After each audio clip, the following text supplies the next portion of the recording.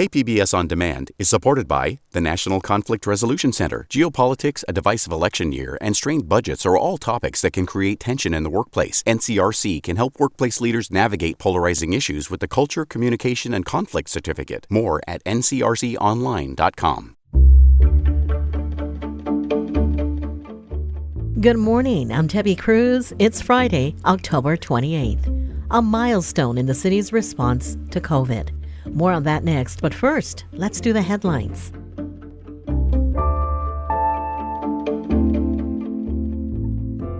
The first flu death of the season in San Diego County was announced yesterday. The man was 55, had underlying medical conditions, and was not vaccinated against the flu. New flu cases in the county continue to increase. According to the county, nearly 1,800 flu cases were reported this month. That's more than 1,000 cases compared to last month. The November election is almost here, and you have just over a week to cast your ballot. You can mail it or drop it off at any of the registrar's ballot drop boxes. Starting tomorrow, you can also vote in person at one of the 39 vote centers across the county. They'll be open every day from 8 a.m. to 5 p.m. For a list of vote centers, check out kpbs.org/voterhub. San Diego's new electric street sweeper needs a name, and the city's stormwater department wants your help. The sweeper prevents pollution from reaching waterways and the ocean, and the city wants its name to reflect that. You can submit suggestions via email to thinkblue@sandiego.gov until November 10th. Then 3 finalists will be selected, and the community will vote on its favorite. From KPBS, you're listening to San Diego News Now. Stay with me for more of the local news you need.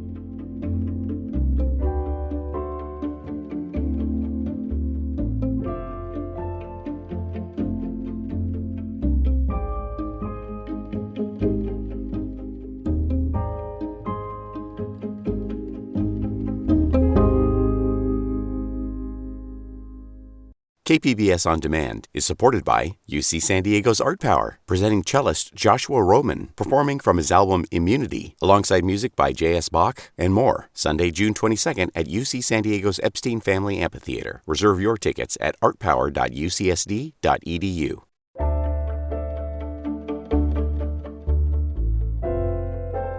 As San Diegans adjust to living with COVID-19, so are city officials. KPBS health reporter Matt Hoffman explains. The San Diego City Council's COVID-19 Response and Recovery Committee met for the last time this week. They've helped oversee $500 million in federal relief money. The county health department's Dr. Jennifer Tudor has been briefing the council committee. She says they are concerned about increases in flu and RSV cases, and at the same time, they're anticipating some type of winter COVID surge.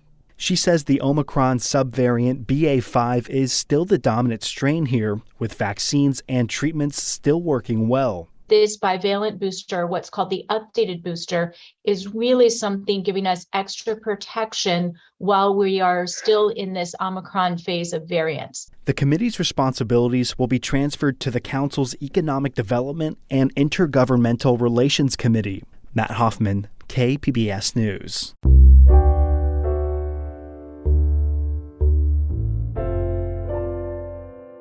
And now a follow-up to a story we brought you yesterday.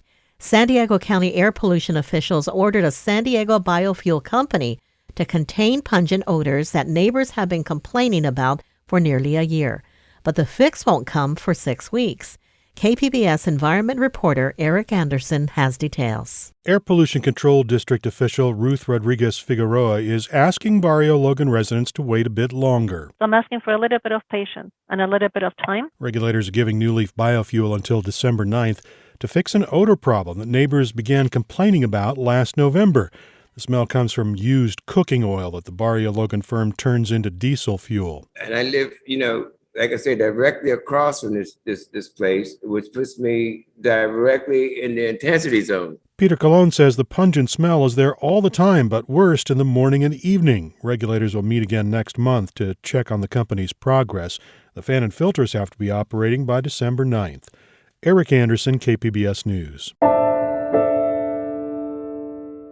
California Attorney General Rob Bonta is demanding Albertsons delay a $4 billion payout to stockholders until after a review of their proposed merger with Kroger. At the same time, union leaders are meeting in Chicago to talk about both actions. KPBS reporter Kitty Alvarado has more. Albertsons and Kroger have 700,000 employees across the U.S. In San Diego County, those workers are represented by UFCW Local 135, which is calling on regulators to stop the merger, and a planned $4 billion dividend payout from Albertsons to stockholders. Mike Ryan has been a member of Local 135 for 34 years. He says he's seen this before, and it's not good. The first thing that you think of when you talk about a company coming in to purchase our company is store closures. California Attorney General Rob Bonta is among 6 attorneys general who sent a letter to Albertsons demanding they delay their payout until the Federal Trade Commission and they review the merger and payout. Kitty Alvarado, KPBS News. Coming up, we have some weekend arts events worth checking out. We'll have that story and more just after the break.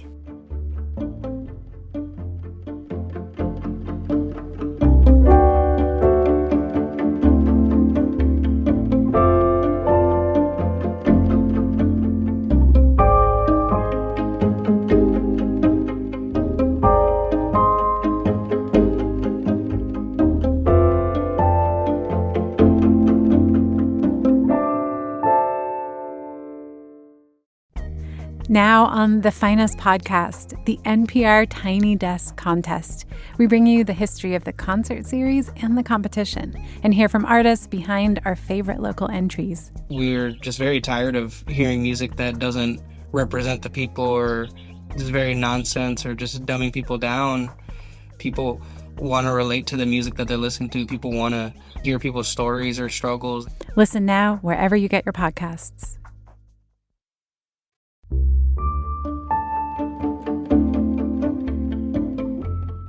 Governor Gavin Newsom took an uncommon step yesterday when he publicly endorsed a local proposition. It was Measure D, which would allow the city of San Diego to require project labor agreements for city-funded construction projects. KPBS reporter Thomas Fudge has more. Project labor agreements, called PLAs, require building contractors to enter into a work agreement with a union or other employee group. 10 years ago, San Diego voters approved a measure to ban PLAs from city-funded construction projects. Approval of Measure D next month would overturn that city law. Carol Kim with San Diego's Building and Construction Trades Council supports Measure D. This is actually very simple. It's about making sure that city law is clearly in alignment with state requirements. Project labor agreements are politically controversial, favored by labor and opposed by free market conservatives. But supporters of the measure also say San Diego risks losing state construction money. That's because a state law withholds state funding to cities that ban PLAs. But has San Diego lost any funding? The reality of it is that San Diego has never been denied funding because it doesn't have project labor agreements. Abdur Rahim Hamid, president of the National Black Contractors Association, says the argument for Measure D is an empty threat. He points out San Diego law has an exception to the ban on PLAs when state funding is at risk. Thomas Fudge, KPBS News. San Diego City Council District 8 is voting this November on whether to give Vivian Moreno another 4-year term. KPBS Metro reporter Andrew Bowen says her opponent is a familiar one. Antonio Martinez lost the District 8 seat in 2018 by fewer than 600 votes. He's a staffer for Congressman Juan Vargas and a member of the San Isidro School Board. I feel that our communities in District 8 have been neglected. Martinez says he's running because he thinks District 8 hasn't been given its fair share of city resources, and he can do a better job fixing that inequity. Frankly, I feel that the current person that's there now is not doing the job to get that done.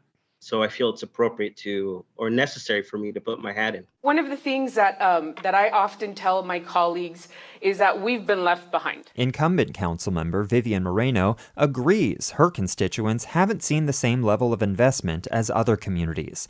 But she says she's made progress on raising the priority of projects in District 8, like the planned expansion of the San Ysidro Transit Center. Here she is at a town hall last April. And so this is a project that when I joined SANDAG board and when I joined MTS, I said this has to be our number one project. Why? Because 12,000 people go on this trolley on any given day. The 2022 election is unlikely to be as close as the 2018 matchup between Moreno and Martinez. They were the only candidates in the June primary, and Moreno won that race by 27 points. Andrew Bowen, KPBS News.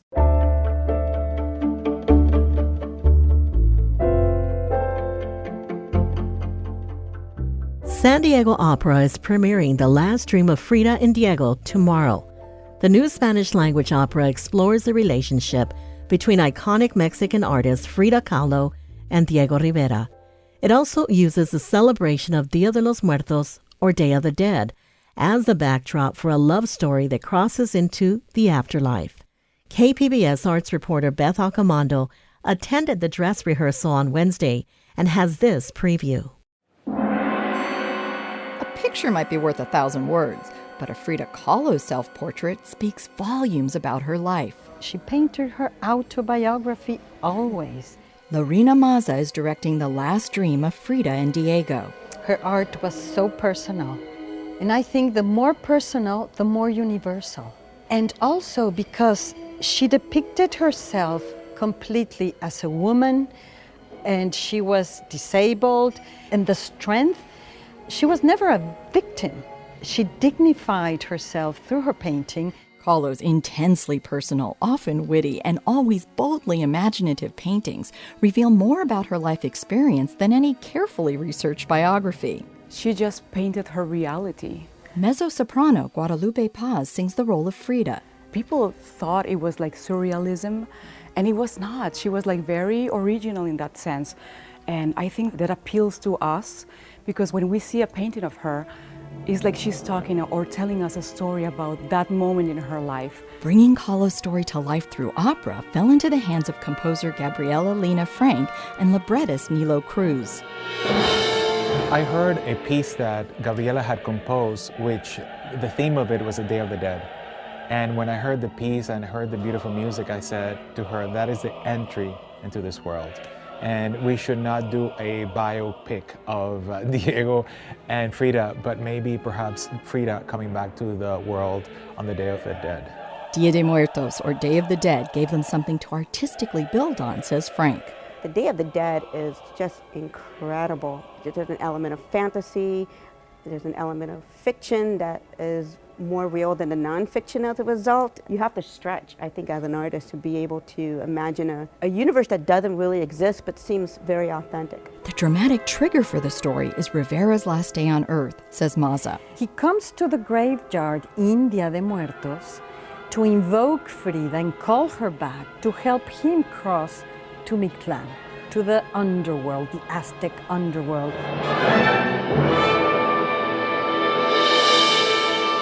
In the opera, Kahlo returns from the dead without any of the pain she experienced in the real world from a horrific accident and dozens of surgeries.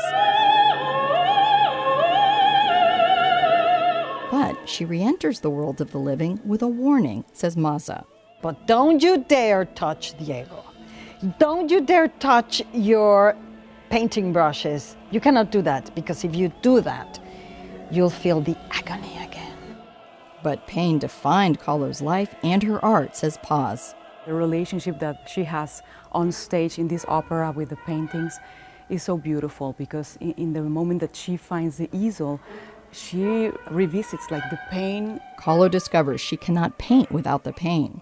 Her suffering and her art were impossibly intertwined, so she can't help but embrace both Rivera and her former agony, says Maza. She allows him to embrace her in order for her to remember the pain, because it's only then that she can regain her identity as a painter. It's the pain when she was alive that really was her inspiration. Kahlo died almost 7 decades ago, yet her art remains vibrantly alive in pop culture, where her depictions of femininity, sexuality, and disability all seem strikingly relevant. What is amazing is that every new generation takes her image and makes it their own again and again and again. San Diego Opera is poised to introduce its Frida Kahlo to the world this weekend in a new Spanish-language opera that sings the praises of Mexico's iconic artist. Beth Jacomondo, KPBS News. San Diego Opera's The Last Dream of Frida and Diego has its world premiere tomorrow and runs through November 6th at the Civic Theater downtown. And before you go, we have weekend arts event recommendations for you. KPBS arts producer Julia Dixon-Evans joined KPBS's Jade Heidman to talk about some Halloween and Day of the Dead events. Let's start at the Old Globe, where they're holding their free Access Day of the Dead event. What can you tell us? So Access is the Globe's free community performance program. It's through their arts engagement wing, and one of the big events they do each year is this Day of the Dead celebration. And this year, it's hosted by Alejandra and Cisa Dardashti, and they'll have theater performances, puppetry from the San Diego Guild of Puppetry, Aztec dance, music, and they'll also present a performance of their newest collab play. This is written by Gerardo Flores Tonella. This is all at the Globe's Outdoor Plaza, and it's for all ages, and it's free. It'll be held from 11 to 1:30 on Sunday. In visual art, a group of artists is hosting what they're calling an experimental art haunted house at Bread and Salt. What do you know about that? Right, so it's 16 regional artists, and they're taking over the Brick Room at Bread and Salt, and they've been building out this kind of maze or haunted house style layout. And so it's a series of immersive installations that you kind of wander through. There's sculpture, light installations, sound installations, and there's lots of spooky stuff, but also things that are just festively campy or kind of weird. Some of the artists are sound installation artist Margaret Noble. There's Wendell Kling, Max Daly, and the duo Brian and Ryan. This is 5 to 10 on Saturday night at Bread and Salt. And while you're there, be sure to check out the special Andrew Alcacid exhibition and book release that's happening in the main gallery. This is his collection of 138 watercolor paintings that he made around the time of a recent bone marrow transplant. And the works represent the mundane but specific objects that surrounded him on this ongoing medical journey, like the little cup of cube jello from the hospital meal, but rendered in this really beautiful watercolor. So you can check out both exhibitions, and keep in mind that these are both just one-day only shows, and Saturday is your only chance. And here's a special silent film screening with live pipe organ music for the soundtrack. Tell us about this event. Yeah, so this is at the Spreckles Organ Pavilion, and the Organ Society does this pretty often, where they'll screen a silent movie while the organist plays a live accompaniment of the score. And for the Halloween edition, they're showing the 1925 version of The Phantom of the Opera, which famously portrayed that mysterious opera ghoul with this really exaggerated, grotesque makeup.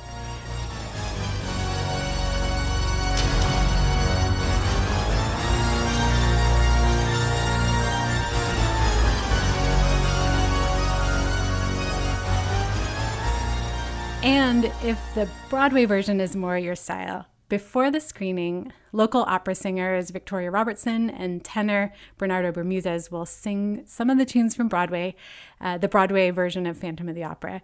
And that starts at 6, and then the movie is at 6:30. And this is all free. Next is a musical called Murder Ballad at Patio Playhouse. That sounds pretty spooky. Tell us about the play. So first off, this is a rock musical with a live band. And I think knowing that, you get these grandiose expectations that it'll be this huge cast and this really big experience, this big sound. But this play, it's by Julia Jordan and Juliana Nash. It's actually a really intimate musical. It's a small cast of 4 people, including a narrator, and that makes the audience feel more like they're part of the action. Here's a clip from the original cast recording.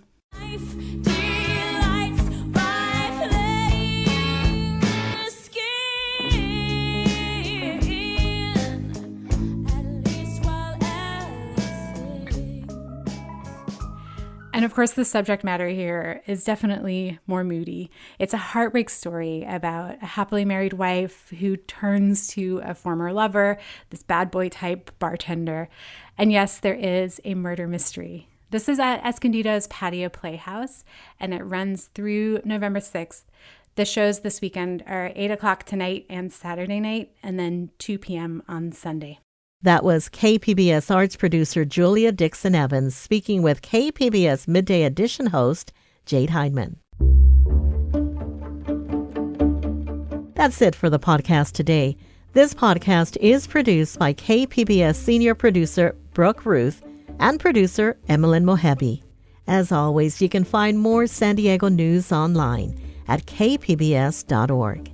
I'm Debbie Cruz. Thanks for listening and have a great weekend.